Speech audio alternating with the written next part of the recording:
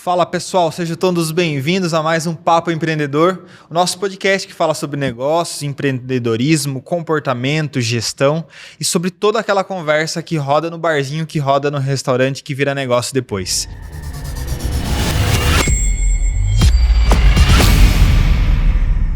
E hoje o nosso tema do Papo Empreendedor é voluntariado e intercâmbio cultural.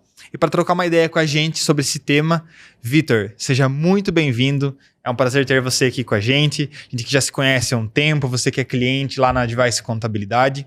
Aqui existe uma tradição, quem se apresenta é o convidado. Então, fique à vontade, compartilhe com a nossa audiência quem é o Vitor, um pouquinho daquilo que você faz e também da sua trajetória com a gente. Obrigado pela presença. Eu que agradeço, Felipe. É um prazer estar aqui.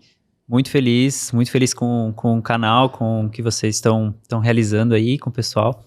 E, bom, eu me chamo Victor, eu tenho 33 anos e hoje eu estou à frente de um projeto chamado Vila das Borboletas, que fica na cidade de Piedade, pertinho de Sorocaba. E tem uma trajetória bem diferente do que eu faço hoje para chegar até a Vila das Borboletas. A Vila das Borboletas é um centro ecológico, é um sítio de 17 hectares na Mata Atlântica, onde a gente preserva, onde a gente planta agrofloresta, constrói com as próprias mãos e principalmente abre o espaço para receber as pessoas para vivências voltadas para educação, para conscientização, sustentabilidade. Então é para isso que a gente existe. E aí a trajetória é bem maluca para chegar nesse lugar. Mas é isso. Hoje eu sou o Victor da Vila das Borboletas. Antes de a gente entrar no tema, o que é uma agrofloresta? A agrofloresta é uma técnica, ela é muito ampla, ela depende muito da região onde ela é aplicada, ela depende muito do profissional, do responsável pela execução dela para ter diferentes técnicas aplicadas, mas em geral é a ideia de juntar a agricultura, então o cultivo de alimentos que você vai produzir, né, junto com a natureza ali para consumo, com a observação do funcionamento de uma floresta. Então a floresta por si só ela é autossuficiente, ela se complementa, então ela derruba a folha no chão, essa folha vira matéria orgânica, essa matéria orgânica se acumula no solo, esse solo é nutrido por conta dessa matéria orgânica de várias formas, através da biologia que existe ali, através dos nutrientes que vão sendo decompostos pelos micro-organismos, e aí aquele solo fica rico. Por isso que quando a gente entra numa floresta, a gente vê tanta beleza, tanta abundância. Então a ideia é usufruir dessa potência da floresta para produzir alimento. Então a gente esquece a monocultura, esquece as técnicas de agricultura intensiva e convencional, com uso de agrotóxicos e, enfim, defensivos, e passa a trabalhar junto com a natureza da forma como ela já faz por si só e tem muito para ensinar. Em resumo, é isso. Legal. Essa era uma pergunta de curiosidade. Legal. Vitor, a gente vai falar hoje um pouquinho sobre voluntariado, intercâmbio cultural, para a gente colocar toda a nossa audiência na mesma página. O que é esse voluntariado que a gente vai trocar uma ideia hoje? E acho que seria legal você contar um pouquinho já da sua experiência, qual foi sua imersão nesse programa de voluntariado. Voluntariado também, por si só, é um assunto amplo. Existem vários tipos de voluntariado. O voluntariado que a gente busca abordar e trazer bastante de experiência na Vila das Borboletas, e que acabou também se tornando algo que eu uso para a vida, né, e que trago para as empresas, o voluntariado corporativo, por exemplo, é a troca de experiência. Muito, muito mais do que o colaborar, muito mais do que você oferecer os seus talentos, o seu tempo para algum projeto ou para alguma instituição, enfim. Tem muito mais a ver com a conexão, com a troca. Então, até os meus 23 anos, mais ou menos, eu não tinha percebido esse mundo. Eu vivia um padrão de vida, assim, para quem mora em São Paulo, homem branco, classe média. A vida para mim ela estava assim, desenhadinha. Eu tive muito esse privilégio. Não venho de família rica, abundante, mas venho de família de muito amor e dessa situação de uma certa estabilidade, apesar de altos e baixos, certos privilégios nesse sentido. Então, eu entrei numa empresa, numa multinacional, na área comercial, fiz faculdade de marketing, então eu não tinha nada a ver com esse universo. E aí eu passei 7 anos nessa multinacional, na área comercial, e sem me envolver com nada disso. Dos 23 aos 26, eu comecei a descobrir esse universo do voluntariado e junto com uma vontade muito grande de sair desse mundo que eu era só o que eu conhecia, dessa bolha que eu vivia. Então eu já tinha vontade de viajar, conhecer outros lugares, conhecer outros países, outras culturas, e comecei a ser mordido pelo bichinho da sustentabilidade. E aí eu me lembro de, nessa época, entre os 23 e 26 anos, isso então já faz 10 anos, de ver um programa na TV, se eu não me engano foi no famoso Globo Repórter, uma matéria sobre voluntariado, que é esse estilo de voluntariado que não é... Você pode, dando um passinho para trás, você pode ir até uma instituição, oferecer horas de trabalho, oferecer um auxílio específico, um talento que você tem, pontualmente. Mas o que aquele programa estava trazendo, e aí eu queria mencionar que foi através da Worldpackers, porque mudou minha vida, e a relação com eles também transformou o nosso projeto. É uma plataforma, isso. A Worldpackers é uma plataforma brasileira que faz essa conexão entre projetos e voluntários, principalmente viajantes, que estão pelo mundo todo. Então é uma plataforma brasileira que é a maior do mundo hoje de voluntariado. E na época eles fizeram essa matéria no Globo Repórter, e aí que eu vi que eu podia trabalhar, aprender, enquanto eu viajava, enquanto eu oferecia os meus talentos, sejam eles quais forem. E aí eu tomei a decisão de sair do mundo corporativo e mergulhar mesmo nesse mundo da sustentabilidade. Então, já vou emendar aqui para contar. Pode continuar. Tá legal. Então, com 26 anos eu saí dessa empresa e eu fiz todo um trajeto. Eu tenho até o print do Google Maps na época.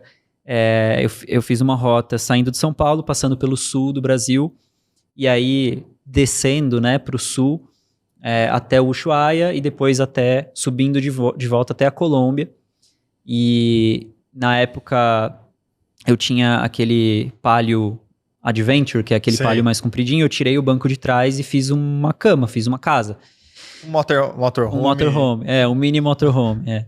E na época, eu entrei então nessa plataforma e peguei uma lista de anfitriões que pudessem ter no caminho. Então eu fazia contato com esses anfitriões, dizendo que eu estava viajando, que eu queria me oferecer para estar no projeto. E uma das coisas é que eu queria aprender agricultura. Então eu me formei em marketing, trabalhava na área comercial, mas veio uma conta na minha cabeça que era assim: por que eu trabalho? Para pagar contas. Que contas são essas? Morar e comer, basicamente. Todas as outras contas, a gente que inventa. Cada um tem a sua. Contas legais, inclusive, né?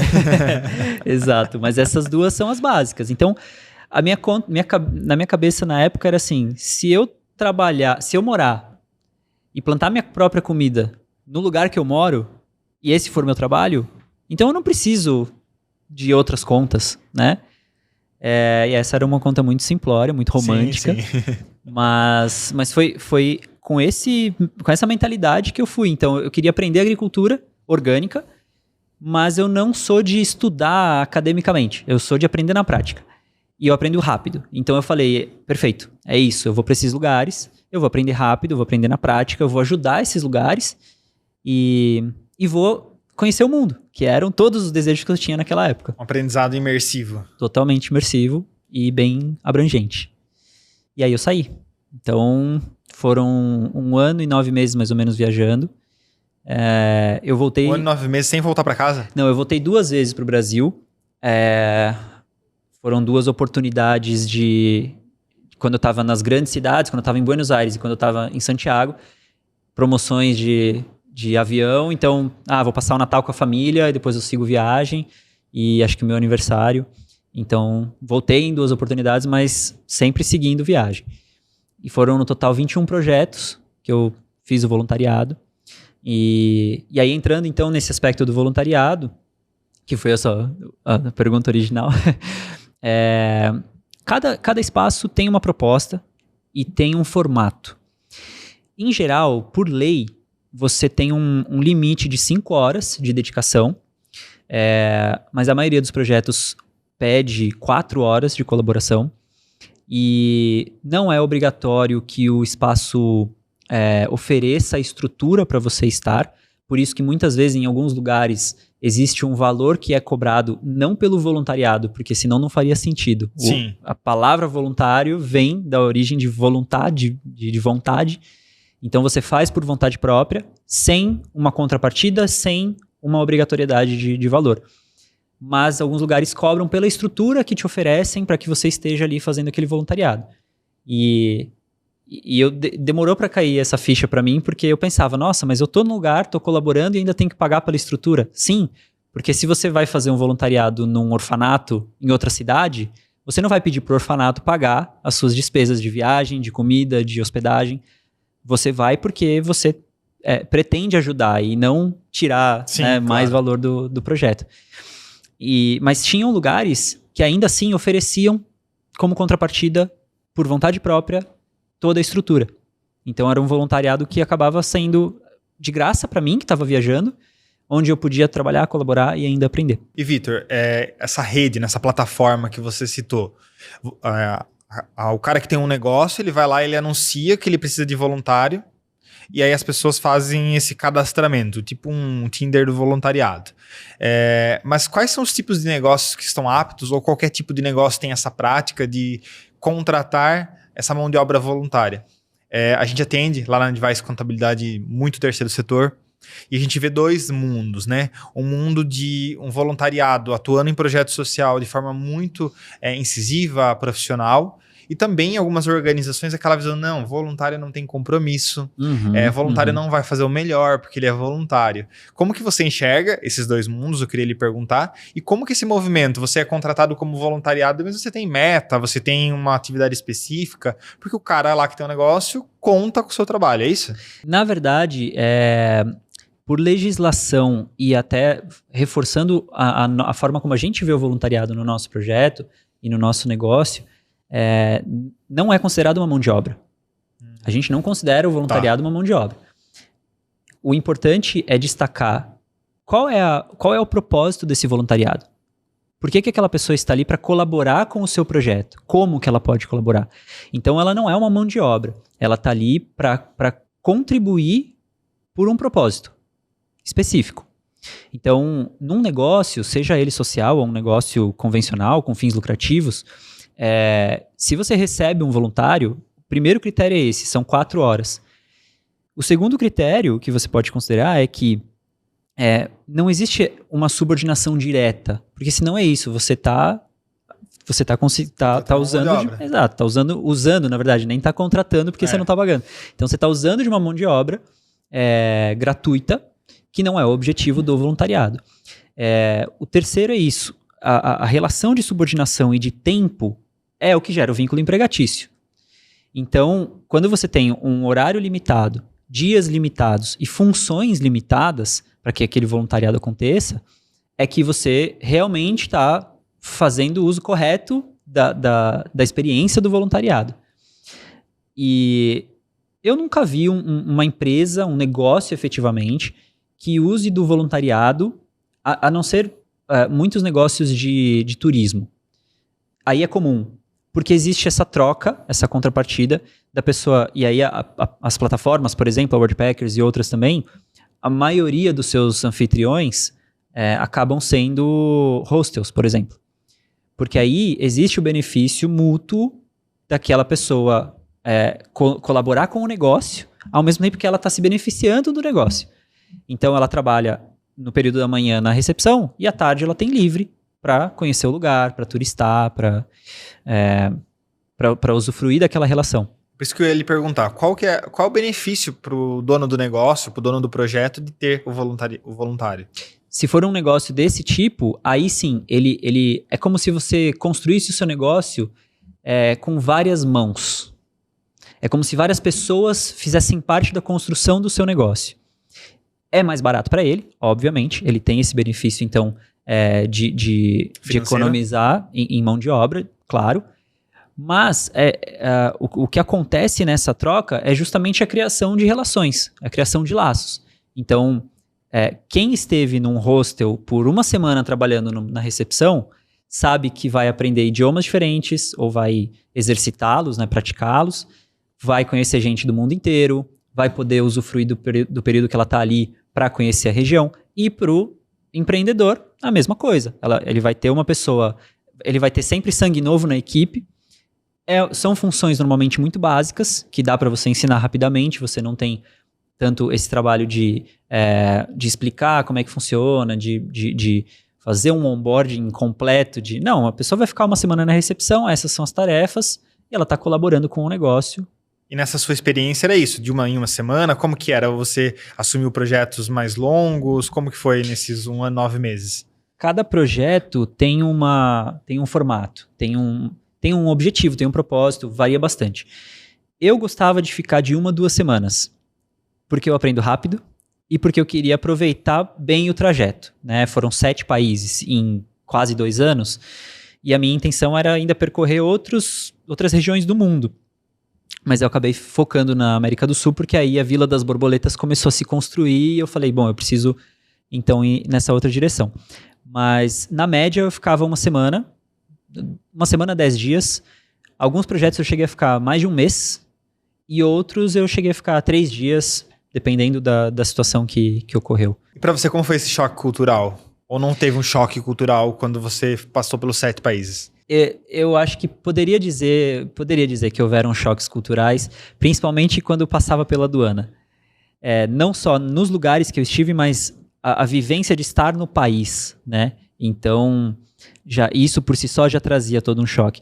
Mas os projetos, eles tinham gente do mundo inteiro.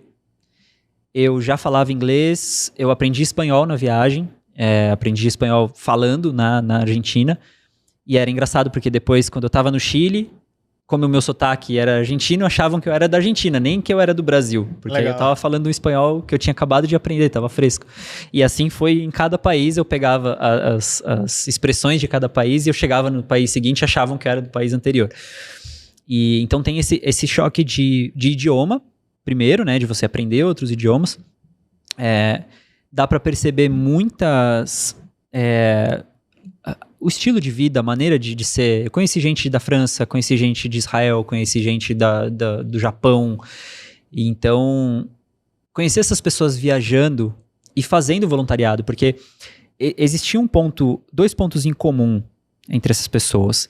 O primeiro era o fato de gostarmos de viajar e encararmos o desafio de estarmos longe da família e do nosso país, né? Eu nem tanto, até que estava perto do Brasil, mas tinha gente de muito longe. Sim. Mas o segundo ponto era que muitas daquelas pessoas estavam ali para colaborar com o projeto que estavam. Então, isso não raramente, ou seja, com bastante frequência, esses voluntários acabam virando, aí sim, colaboradores do espaço. Funcionários, contratados, parceiros, sócios.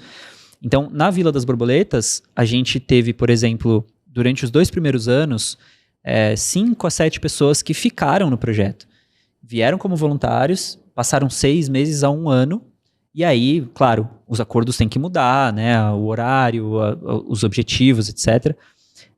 Tanto que hoje, por exemplo, a arquiteta do projeto, ela veio como voluntária da primeira vez, a gente construiu uma relação de amizade, de parceria durante esses 5 anos, e hoje ela é arquiteta oficial do projeto. Todos os projetos têm a assinatura dela.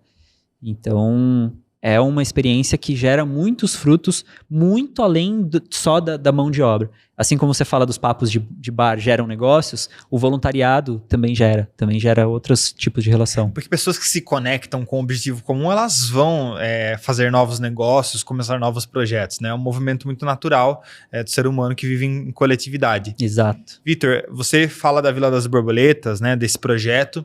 Queria lhe perguntar... Quando que surgiu a ideia, né? Você veio do mundo comercial e aí foi fazer o voluntariado e quando que você percebeu? Preciso agora começar um projeto meu ou com outras pessoas. Como que surgiu essa ideia do Vila das Borboletas? Eu acho que quando eu saí para viajar, eu já tinha dentro de mim essa... É complicado explicar, porque quando a gente traz um aspecto mais místico da coisa, mais que foge um pouco do que a gente consegue tocar, não dá para explicar exatamente. Então parecia que era algo que... Eu usei muito a expressão chamado. Parecia um chamado. Legal. Não um chamado assim, uau, divino, escutei vozes. Não. Era um chamado que tinha muito a ver com o que eu estava vendo do mundo. Estava acontecendo.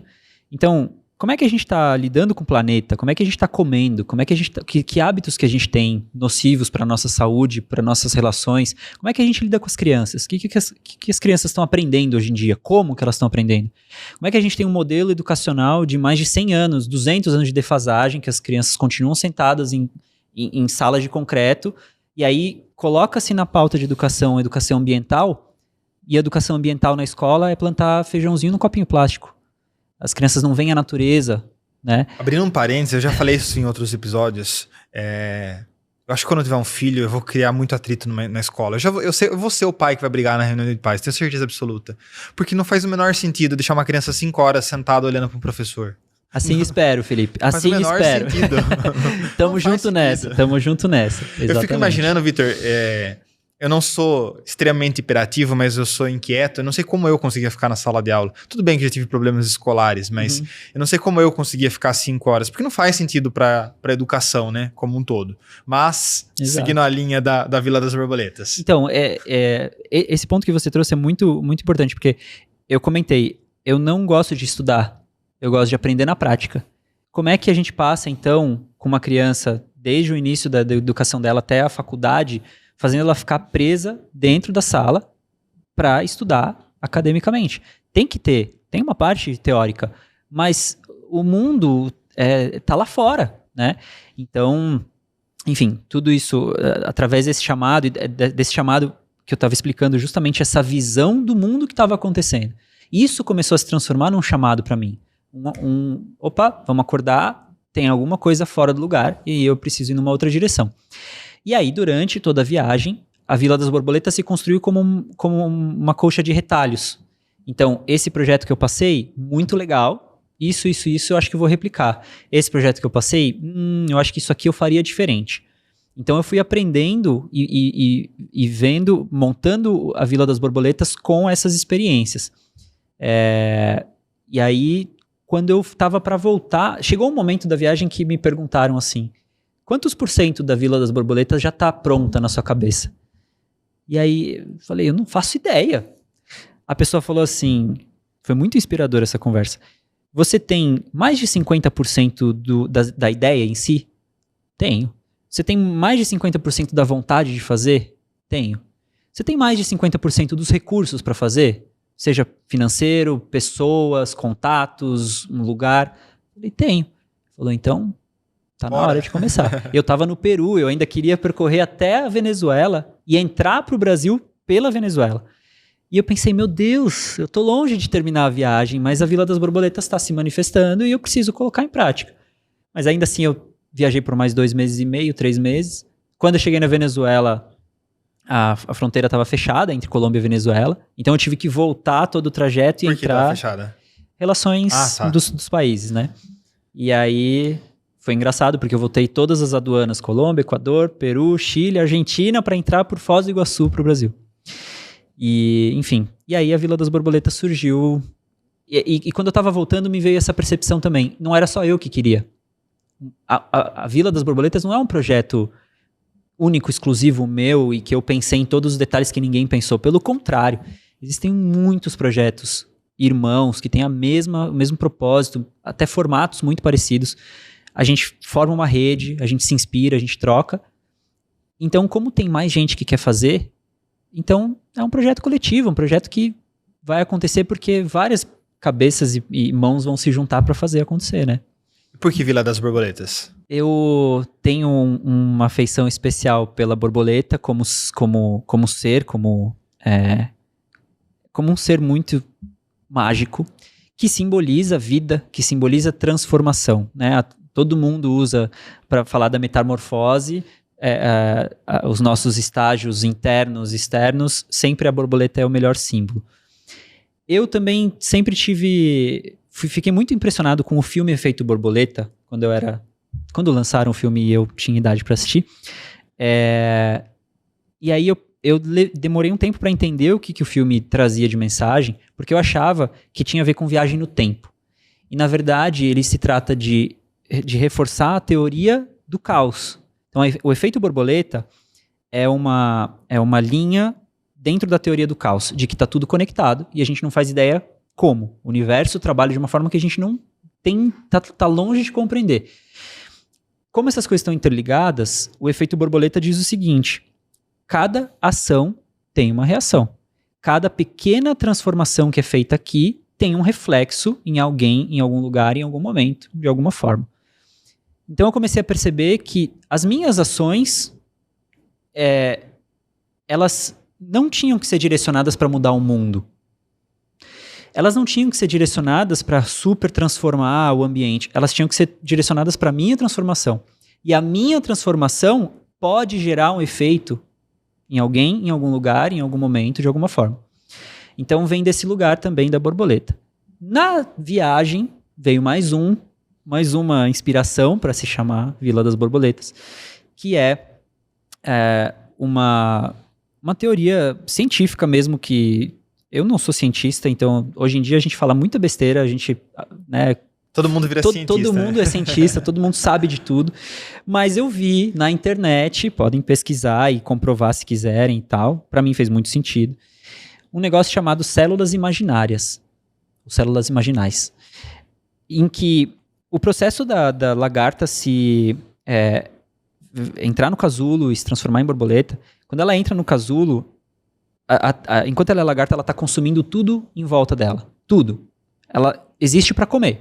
Por isso que a lagarta cresce. Chega num ponto que ela não suporta mais comer e ela procura um lugar para repousar. Quando ela faz isso, ela entra no casulo e ela não se alimenta de mais nada. Ela tem que se alimentar do quê? Das próprias células. Então, a lagarta começa esse processo de autoconsumo e some. Ela deixa de existir dentro do casulo. E aí, para a borboleta nascer, novas células surgem dessa energia que se acumulou dentro do casulo. E essas novas células são chamadas de células imaginais, que dão origem à borboleta, ao novo, ao mais bonito, à liberdade. E aí, quando você pega o que a gente está vivendo na sociedade, tem muito a ver, né? Porque a gente consome, até chegar um momento em que não cabe mais. Vai chegar um momento em que a gente vai se autoconsumir. E talvez a partir daí é que vai sair alguma coisa nova. E aí, por fim, a gente se vê como um grande jardim, né? A Vila das Borboletas é um grande jardim onde cada pessoa que passar por lá vai polinizar, vai aprender, vai compartilhar o que sabe e vai levar para fora, né? Como borboletas passando por vários jardins, sendo que cada pessoa que passa lá, todos nós, né? Todos os dias a gente acorda e vive um dia em que a gente é ovo, é lagarta, é casulo e é borboleta.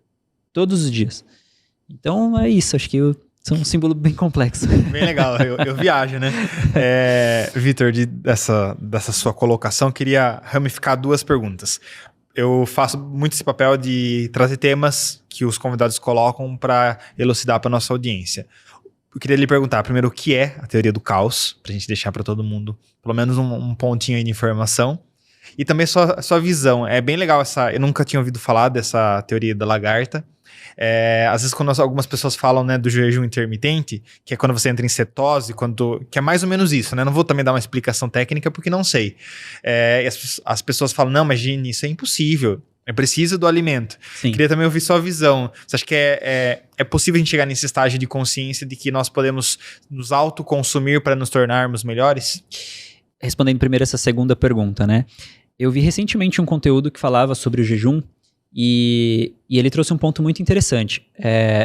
Eu nem levaria tanto para nos autoconsumirmos para nos tornarmos melhores necessariamente, mas o que a pessoa trouxe no conteúdo foi: a gente tem células boas e células ruins no nosso organismo, no sentido de que elas talvez não estejam em acordo com o funcionamento do nosso organismo. Então, células cancerígenas, células, enfim, que podem causar mal para o nosso organismo.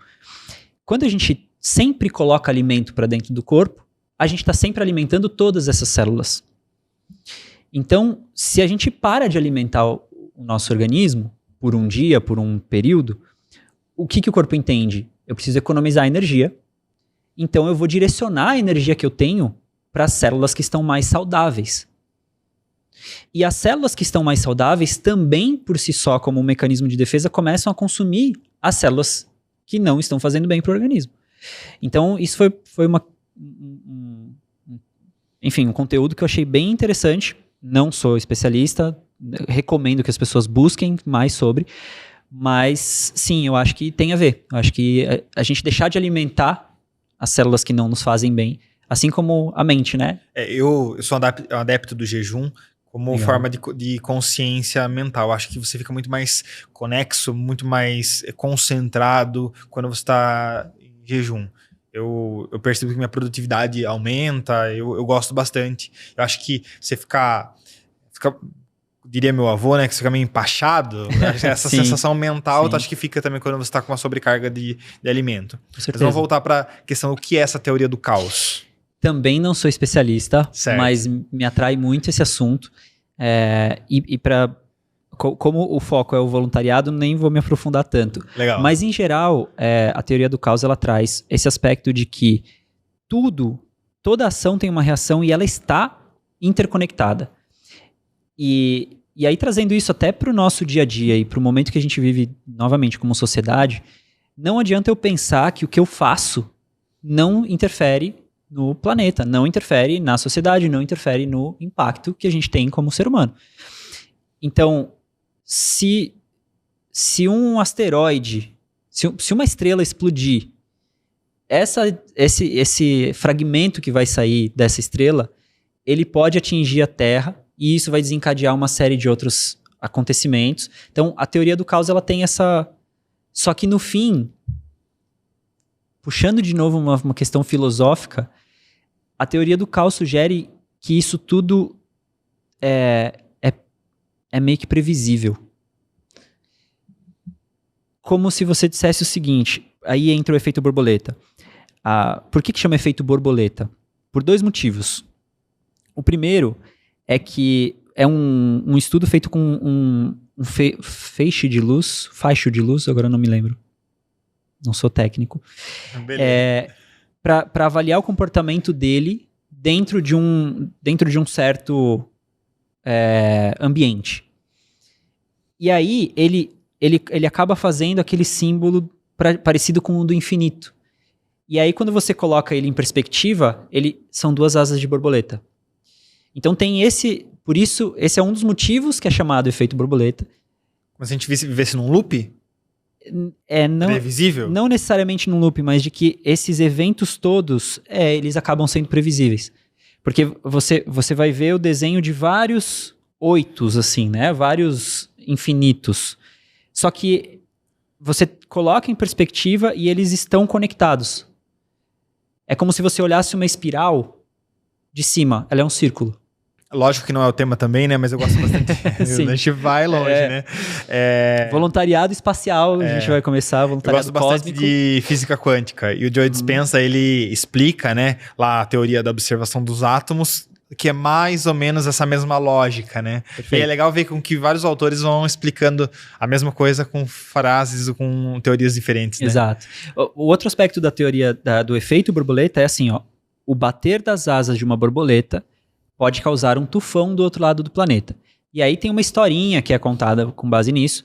É uma historinha, mas parece que ela é cientificamente meio que comprovada. Então, tipo, de novo, eu tô só jogando coisas para as pessoas pesquisarem. Dá um Google aí, galera. Procura aí, efeito borboleta. Vai sair vai sair o filme primeiro, recomendo que assistam.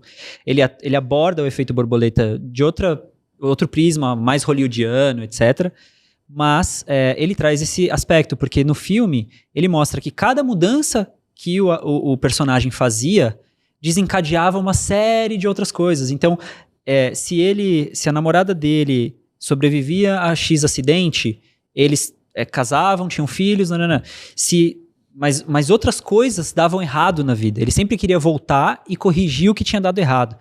Mas sempre alguma coisa desencadeia. Aí que entra a teoria do caos, de que esses fatores, eles estão correlacionados. Então, a historinha quando a borboleta bate as asas, ela poliniza, ela solta o pólen de uma flor, que solta semente no chão, que faz crescer a árvore, que a árvore gera temperatura, gera vapor, que a nuvem carrega o vapor e que cai num tufão do outro lado do planeta. Basicamente, esse é o resumo da historinha. Legal. Então, cada pequena ação, como bater da asa de uma borboleta, pode ter uma grande ação no final, como um tufão do outro lado do planeta. Porque a gente se ilude, né? Que a gente acha que nossas ações não vão ter consequências, né? Ela sempre tem. A gente finge que a gente acredita nessa ideia, né? Que algumas pessoas falam. Vitor, voltando para o nosso tema, né? Que a gente vai para outra área. A Vila das Borboletas está nichada, né? No campo de ecoturismo, um turismo socioambiental. Como você vê, né? Primeiro, o que é ecoturismo e como você vê a Vila das Borboletas nesse nicho de empreendedorismo social mesmo?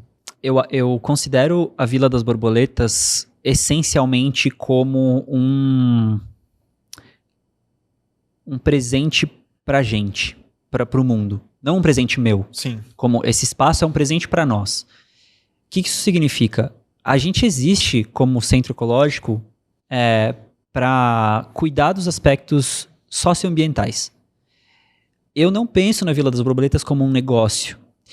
Eu tive que começar a pensar na Vila das Borboletas como um negócio porque a gente precisa bancar as nossas ações de impacto socioambiental. A gente precisa bancar as visitas ecopedagógicas dos orfanatos, das escolas que não podem pagar. A gente precisa manter aquele espaço protegido de incêndios propositais que são feitos na área da agricultura. A gente precisa proteger a flora e a fauna que estão naqueles 17 hectares. E aí, como a gente vive numa sociedade que a economia é pautada nisso, né, no dinheiro, no recurso financeiro, a gente entendeu que, como um espaço, a gente poderia explorar, no bom sentido, o ecoturismo.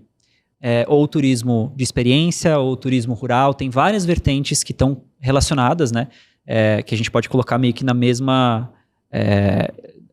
mesmo estilo de negócio.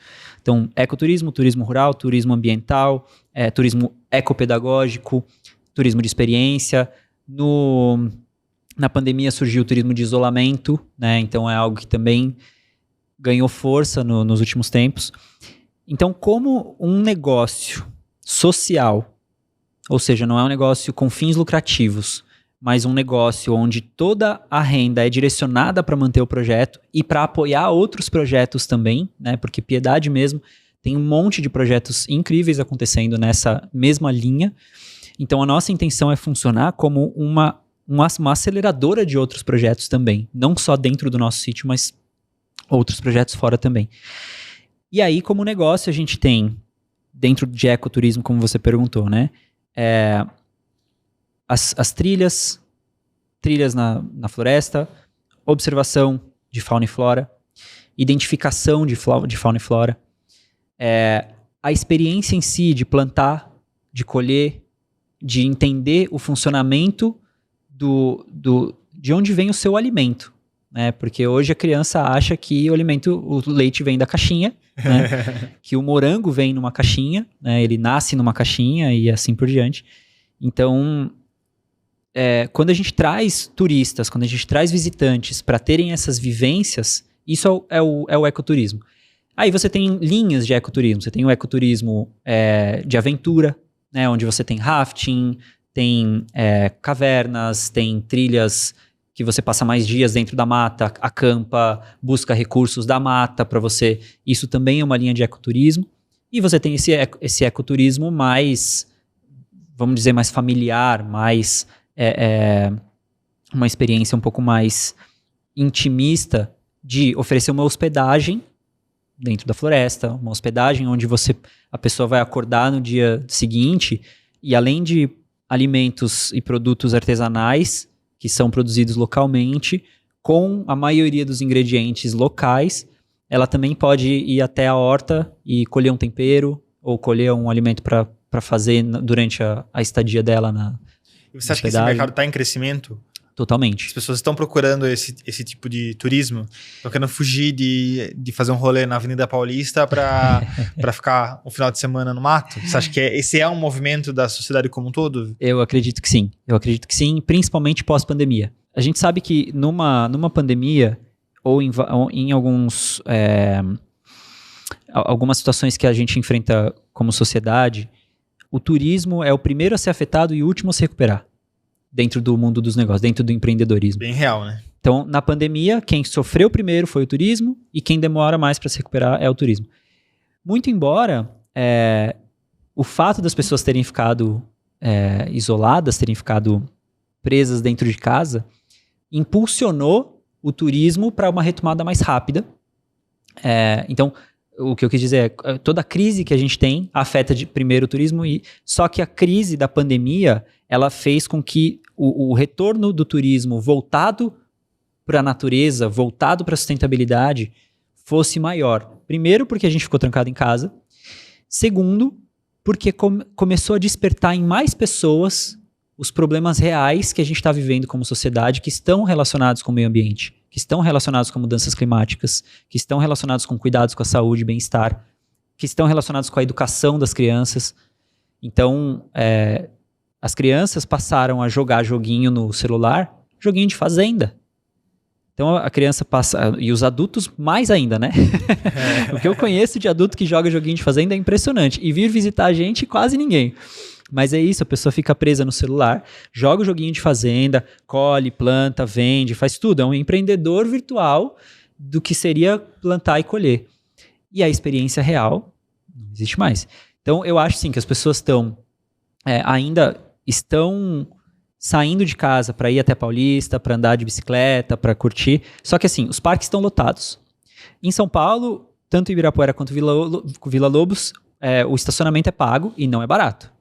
Então acaba elitizando, nichando quem vai usufruir desses parques. O Ibirapuera de domingo tá parecendo um shopping center, né? Exato. Então, assim, às vezes eu tenho amigos e familiares que vão no Ibirapuera mesmo, tudo bem, ainda é prazeroso, sim, né? Você ainda encontra lugares lá dentro. Mas eu recebo às vezes os vídeos do pessoal andando de bicicleta e é pior do que andar na Avenida Paulista no carro, no trânsito, porque é um fluxo absurdo. Então eu acho que espaços como o nosso e o turismo rural, o ecoturismo como um todo, eles acabam sendo essa alternativa super buscada e super viável agora que a gente está tendo essa sobrecarga. Bom, já tinha essa sobrecarga da cidade em vários aspectos, e agora essa sobrecarga está sendo direcionada para os únicos e poucos espaços naturais que ainda existem dentro da cidade.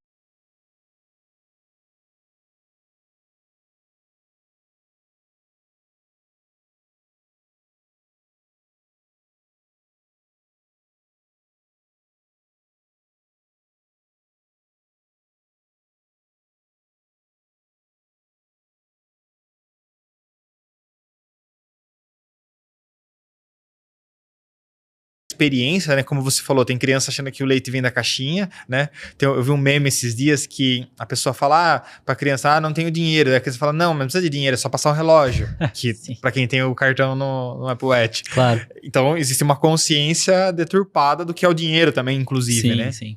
Como que você acha que é a estratégia para atrair essa galera que vai ser cliente, que vai ser funcionário do projeto, que vai ser voluntário, inclusive? Eu acho que tudo na vida é equilíbrio. Eu acho que não existe nenhum problema em você usufruir da inteligência artificial e das tecnologias que estão à nossa disposição. A gente está evoluindo como sociedade para isso, para chegar em pontos onde trabalhos manuais que não seria necessário a gente fazer de repetição e etc., que possam ser substituídos por uma inteligência artificial. Eu acho que esse é o tipo de coisa que pode acontecer. A gente se beneficia muito disso. A gente está aqui se beneficiando disso agora. Então, a ideia, principalmente na Vila das Borboletas, não é ser uma bolha e ser extremista, né? Falar assim, não, vamos abominar a tecnologia, vamos abominar isso que está acontecendo. Não, é funcionar muito mais como um espaço de ponto de equilíbrio e de transição. Porque eu, por exemplo, não tenho uma conta pessoal no Instagram. Nunca fiz. Tenho uma conta pessoal no Facebook que eu fiz na época da viagem para compartilhar com a minha família as fotos e as coisas que estavam acontecendo na viagem, mas eu mal uso essa conta. Então, quando eu falo transição, é porque existe um mundo onde a tecnologia não precisa ser tão presente. Você não sente falta, eu não sinto falta. O que eu consumo hoje e o que eu compartilho hoje é muito mais com essa intenção de estar conectado com outras pessoas, mostrando o que está sendo feito e mostrando alternativas de estilo de vida. Inclusive, a gente vai fazer uma live, ou já fez, sobre mudanças climáticas, alternativas de como viver bem na cidade, dentro desse cenário das mudanças climáticas, e como fazer uma transição para o campo. Porque eu vivi na cidade o tempo inteiro, até os meus 23, 26 anos. E eu percebi que a minha vida não faz sentido na cidade. A minha vida faz sentido no campo. Ah, mas eu não nasci na roça, eu não sou agricultor. Então, o que eu posso fazer no campo? Como é que eu posso ter uma boa vida no campo e compartilhar essa boa vida com as outras pessoas? E aí vem o ecoturismo, vem tudo isso que a gente está falando de empreender e criar um negócio social, de impacto socioambiental no campo para essas pessoas. Dito tudo isso, eu acho que é fundamental pensar o seguinte: o desafio da educação não está nas crianças. O desafio da educação está sempre na geração anterior e nas anteriores. Então, a forma como a gente vai apresentar o mundo para as crianças é que vai determinar como elas vão se comportar. Se você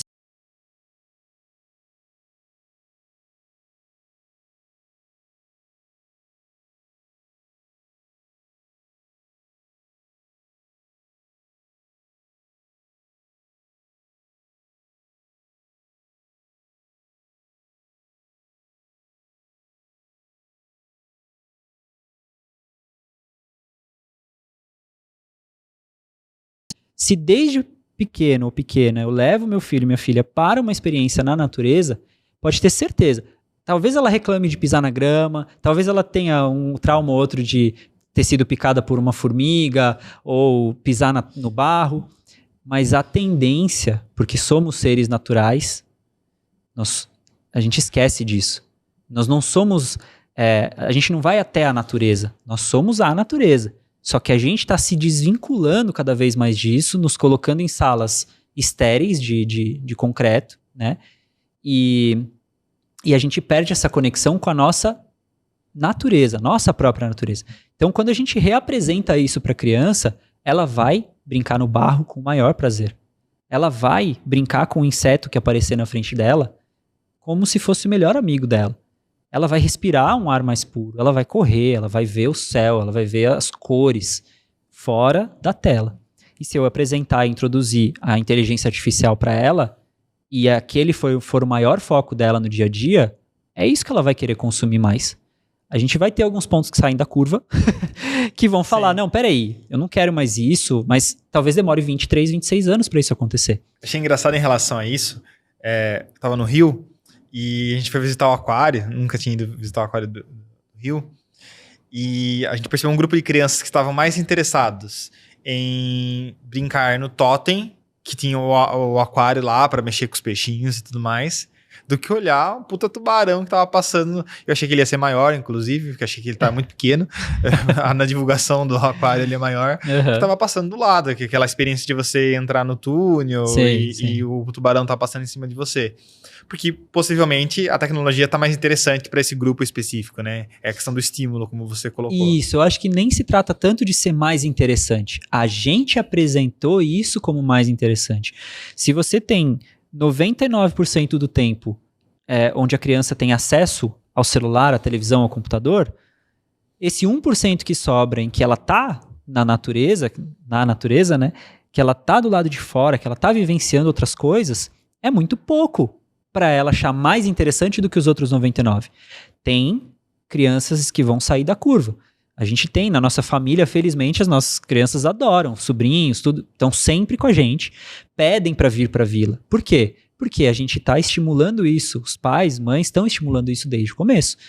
E aí, nem que passe um tempo e eles, acabem trabalhando com tecnologia, podem virar CTOs aí das empresas, mas eles sempre vão ter gravados, registrado essa memória, essa lembrança, ou espero que mais do que só uma memória, mas essa convivência constante durante o passar dos anos com o ambiente natural, com as experiências reais. E faz sentido isso que você está falando, né? Meu pai tinha uma olaria quando eu era criança. Então eu comi barro, né? Essa é a realidade, né? Comi mesmo. E vivia, e a perna cheia de cicatriz, porque rolava tenho uma lembrança da infância que meu pai chegavam os caminhões, colocavam os montes de terra, e só que vinha com um pedaço de madeira, logicamente, né? Então não era um escorregador para brincar na chuva. Mas então a perna cheia de cicatriz.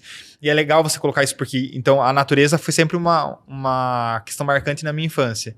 E hoje, embora eu adore meu ar-condicionado, me faz muito bem ir pro sítio de final de semana e ficar andando descalço na grama, né? Eu gosto dessa energia de estar lá conectado com a natureza. Então faz muito sentido que isso é o estímulo que a gente apresenta pra criança, né? Perfeito. Eu só queria complementar antes da gente passar pra próxima, que assim, a gente vive um período de ansiedade e depressão extremos. E assim, você pode buscar qualquer estudo e todos eles vão te falar, eu tenho certeza assim, todos eles vão te falar que é falta de natureza. De um jeito ou de outro eles vão falar. Talvez eles não falem, você tá precisando tomar um banho de floresta, que é uma técnica muito utilizada no... Tem usado até a vitamina N, né? Vitamina natureza. Natureza, exatamente. E por quê? Brincar com vitamina N é legal porque você se dá conta de que todas as vitaminas que você precisa vêm da natureza. Vitamina D é a exposição ao sol e você tem que estar se alimentando com determinados nutrientes para poder absorver essa vitamina. Então tem gente que fica, vou tomar vitamina D, vai pra praia, fica esturricando no sol e acha que tem vitamina D. Não, você precisa estar se alimentando corretamente para absorver essa vitamina D. Todas as outras vitaminas também. Quando você pisa descalço na grama, você troca nutrientes com o solo. Porque a gente tem poros, a gente é um ser natural. E aí, a ansiedade e a depressão, elas estão hoje diretamente relacionadas com a falta de natureza. Você falou do ar-condicionado, é um excelente exemplo. Sem julgamento, tá tudo certo. A gente tá no ar-condicionado aqui agora e tá 35 graus lá fora. Sim. E tem um motivo para isso, a gente tem ideia do que seja. Mas o que acontece? Quando a gente sai daqui, mesmo que a gente sinta o calor forte lá fora,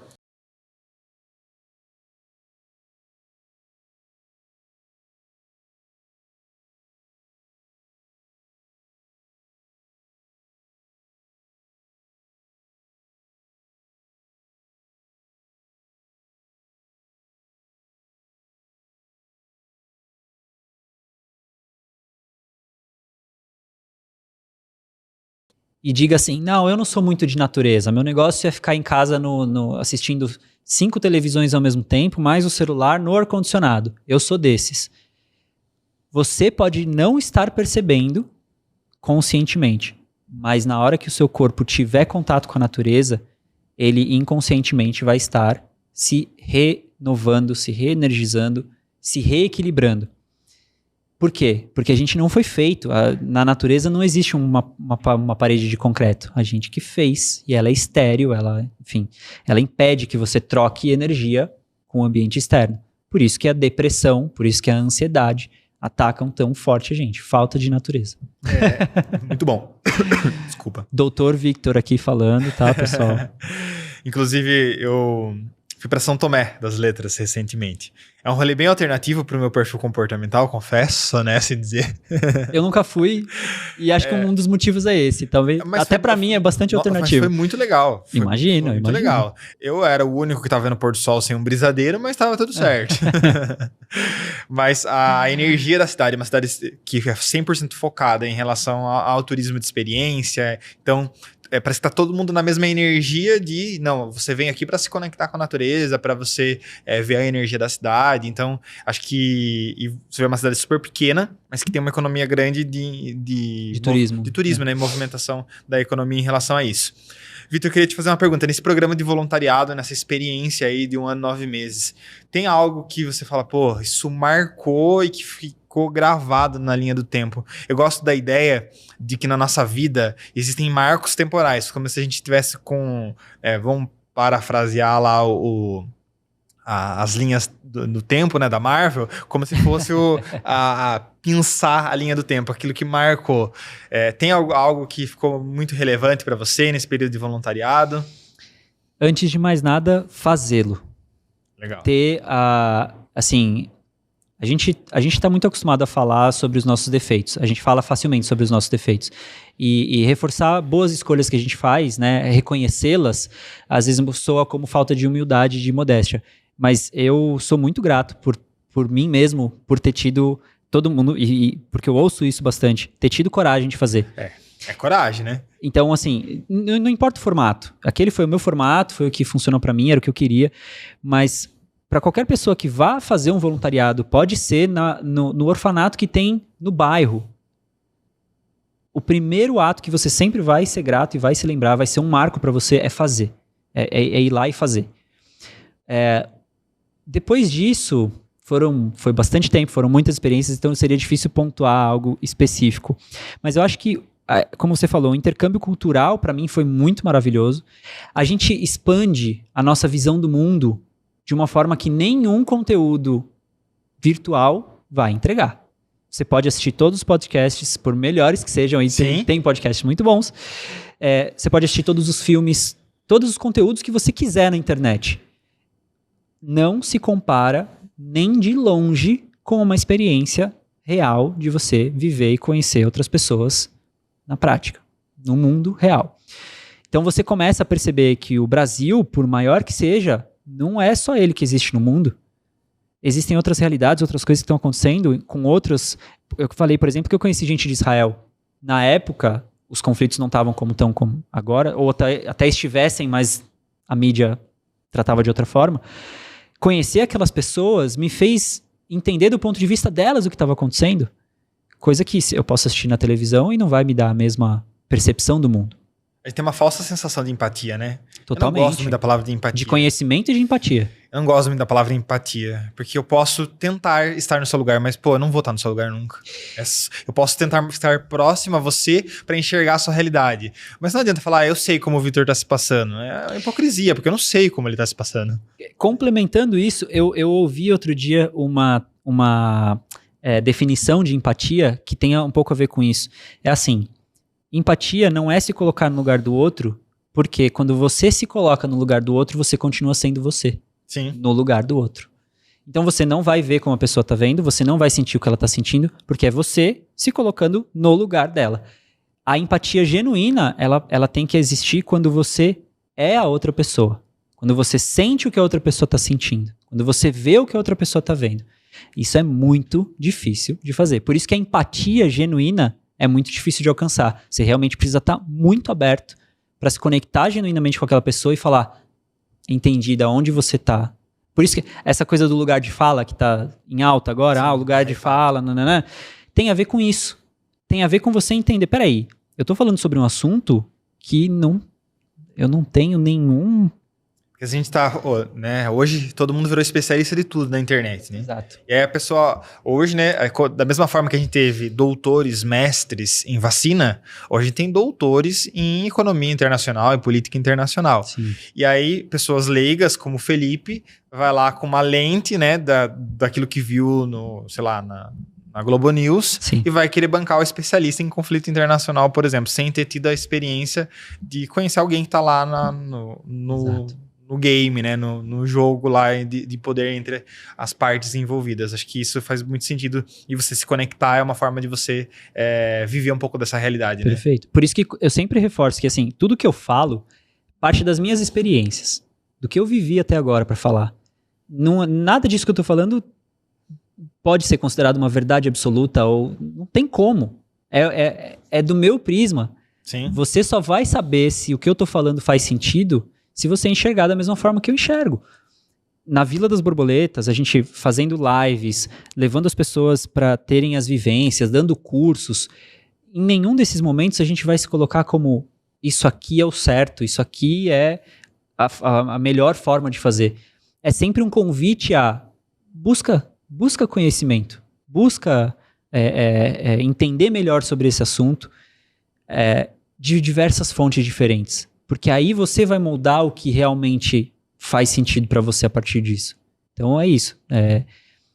Voltando à questão da experiência do voluntariado, foi isso. Foi primeiro fazer e depois poder ter um pouquinho de empatia a mais do que eu tinha, conhecendo, tendo esse intercâmbio cultural nos lugares. Legal. Vitor, e o que a Vila das Borboletas tem feito? Tem alguma novidade por vir? A gente caminha aí para o encerramento, mas eu tenho mais uma pergunta para fazer para você. Mas acho que seria legal deixar uma provocação para a galera que quer conhecer, que quer viver essa experiência, fazer um voluntariado lá na Vila das Borboletas. Vou aproveitar o espaço mesmo para fazer propaganda, né? A gente, até 2020, a gente estava na ativa e aí nós fechamos a porteira no momento do lockdown, né, em abril de 2020. E desde então a gente precisou entender justamente qual é o nosso papel como centro ecológico. O que a gente pode oferecer, como a gente pode oferecer, como é que a gente quer entregar isso para as pessoas. E foram longos, quase 4 anos de reestruturação de tudo isso. Justamente, em que direção que a gente vai como negócio? A gente vai montar um chalé? A gente vai... Aí vou até falar, né, fiz a mentoria com o Felipe... Sim. Sensacional, montamos o plano de negócio voltados para montar um chalé para receber as pessoas. Então, legal, a gente começou a entender essas direções. E aí tudo culminou na nossa reabertura, que vai ser dia 27 de janeiro de 2024. E a gente vai fazer um grande evento de reabertura, que é um projeto que eu já queria tirar do papel, chamado Viva a Vila. Que a proposta, o convite venha viver o que a gente vive. Venha vivenciar na prática o que a gente vive no dia a dia. Então, dia 27 de janeiro é um sábado. O convite é para as pessoas visitarem a vila, curtirem, usufruírem de uma programação direcionada para aquele dia, para a pessoa ter um gostinho de um pouco de cada coisa que a gente faz. Então, tem uma vivência de bioconstrução com barro, né, construir com barro e bambu. Tem uma vivência de horta, tem um tour pela agrofloresta para explicar tudo isso que eu te falei com mais detalhes, mostrando a nossa agrofloresta. E várias outras vivências, rodas de conversa sobre o que é o projeto, sobre mudanças climáticas, sobre o que a gente pode fazer como sociedade. E, claro, um tempinho para usufruir do espaço também, deitar numa rede, meditar no meio da natureza, tomar um banho no riacho e conhecer outras pessoas. Então, e aí quem quiser estender esse convite no dia 27, pode pernoitar no nosso camping também. E aí a noite continua, né? Fogueira, música, trocas de história, compartilhar histórias, conversas. E no dia seguinte, um bom café da manhã para reenergizar todo mundo. E aí a gente pretende, então, a partir desse dia, 27 de janeiro, reabrir oficialmente o nosso voluntariado. Então a gente vai estar online nas plataformas de voluntariado como a Worldpackers. O nosso Instagram, né? A gente vai estar sempre em contato com as pessoas também, comunicando, recebendo as pessoas como voluntárias também. Camping, hospedagem, cursos, vivências, visitas e as empresas, né? Estamos aqui no Papo Empreendedor, então todas as empresas que quiserem levar os seus colaboradores para fazer um evento na natureza, fazer um evento voltado para a sustentabilidade, levar o seu time para fazer um treinamento de liderança com a temática da sustentabilidade, a temática do meio ambiente e da natureza. Um treinamento de trabalho em equipe voltado para a sustentabilidade e meio ambiente. Eventos corporativos em geral. Tudo isso vai passar a acontecer, então, a partir do dia 27 de janeiro, felizmente, finalmente, depois de tanto preparo. Que legal. E ó, vou colocar um presente para nossa audiência que eu nem pedi para o Vitor. Essa ideia de fazer evento corporativo, levar sua liderança para fora da caixa é excelente, Vitor. Por quê? O líder, ele não precisa ser bom tecnicamente, ele precisa ser bom enquanto pessoa. Exato. E aí quando você leva ele para a natureza, leva ele para desenvolver inteligência emocional, espiritualidade que não tem a ver com religiosidade, isso fortalece ele enquanto pessoa, ele vai ser um líder melhor e liderar mais as pessoas. Sim. Então, ó, tô sem permissão do Vitor mesmo. Quem quiser fazer um off-site da sua empresa, levar a galera lá, levar seus líderes, boa. A gente vai fazer um cupom de desconto Papo Empreendedor, informa legal. Lá que você viu a ideia do treinamento empresarial no Papo Empreendedor, que o pessoal da Vila das Borboletas vai gerar um desconto. Vamos, ok, né? Agora já falei, certeza, não tem como você voltar atrás. Não, vamos nessa. A gente quer... As pessoas precisam estar lá. Sim. As pessoas precisam vivenciar. Então, tamo junto, vamos nessa. E eu falo muito para os gestores. Cara, não você vai ficar no mundo de Bob se você achar que você vai contratar uma equipe e que tá tudo certo, que tem unicórnios pulando pela sua janela. A vida não é essa. Você vai treinar. E treinar com qualidade, treinar com potências, lugares, isso favorece com que seu time fique mais potente. Vitor, para a gente caminhar para o encerramento, quando você está conversando com seus amigos, com a sua família e cai na mesa empreendedorismo, quando o papo é empreendedor, qual é o tema que não falta para você? Fora sustentabilidade. Pois é, eu ia comentar isso. Em geral, ultimamente, o que mais eu tenho conversado com os meus amigos é sobre, não só sobre sustentabilidade, mas sobre a Vila das Borboletas em si.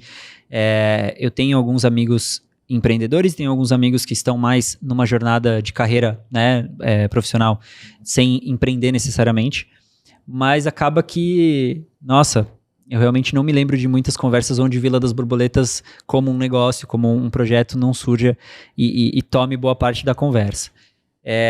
Mas, como eu cresci, a minha carreira iniciou, né, e hoje é importante ressaltar também que durante essa trajetória, nos últimos anos, eu voltei a trabalhar na área comercial também, além da Vila das Borboletas. Então, eu já trabalhei em fintech, em health tech, em empresa de alimento, trabalhei na Worldpackers, estive na Worldpackers até setembro. Então, eu continuo envolvido, e meus amigos também, no mundo corporativo como um todo.